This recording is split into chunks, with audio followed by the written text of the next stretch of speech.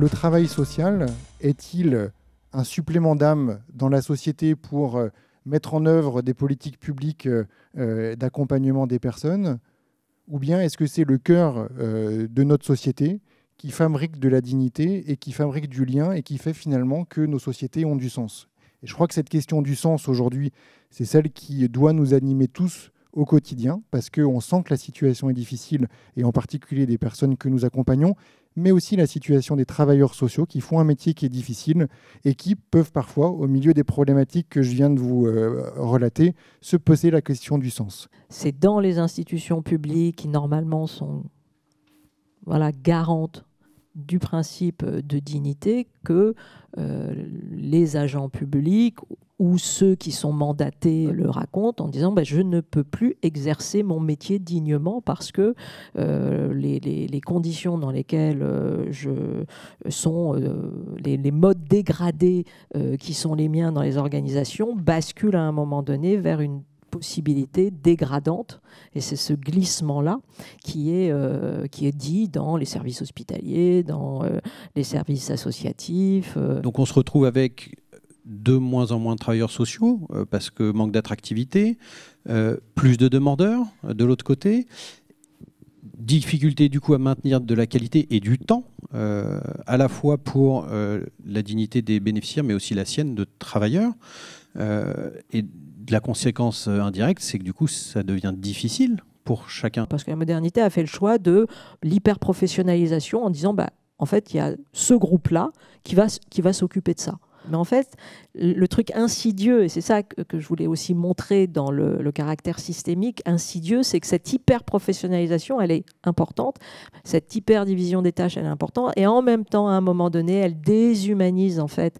et elle met en danger ceux qui prennent tout seuls ce fardeau qui est la construction de la dignité de tous. Je pense qu'on construit une société à un moment donné par un consentement d'une implication de son corps dans une pénibilité qui permet la création de la dignité de tous. Et ça, c'est très peu investi. La solidarité, c'est de dire, c'est pas les autres. Ceux que nous essayons d'accueillir, ceux que nous essayons de porter dans l'insertion, ce ne sont pas les autres. Ce ne sont pas d'autres dont il faut s'occuper, c'est qu'avec eux, il faut s'occuper de nous.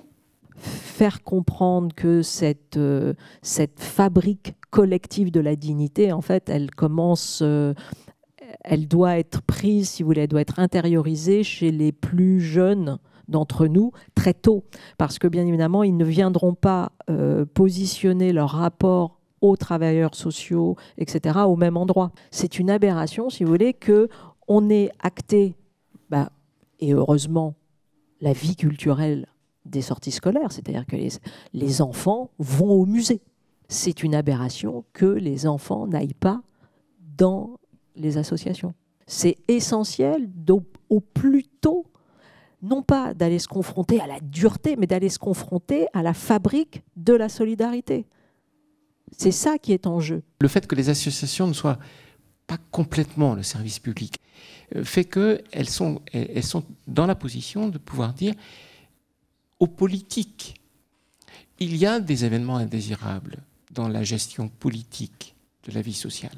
On a l'impression qu'il y a tellement de dysfonctionnements, et vous, dans le travail social, vous devez vous dire, mais bon, tout le monde le sait, cette affaire. On sait bien qu'il n'y a pas assez de monde, on sait bien qu'il n'y a pas assez de lits, on sait bien que le 115, il faut 3 jours pour obtenir une réponse. Enfin, tout ça, tout le monde le sait. Non, tout le monde ne le sait pas. Et les événements indésirables, il faut en remplir la conscience sociale. La tâche des associations sociales est évidemment d'être fidèles au mandat qui leur est confié, mais aussi de montrer l'envers du mandat.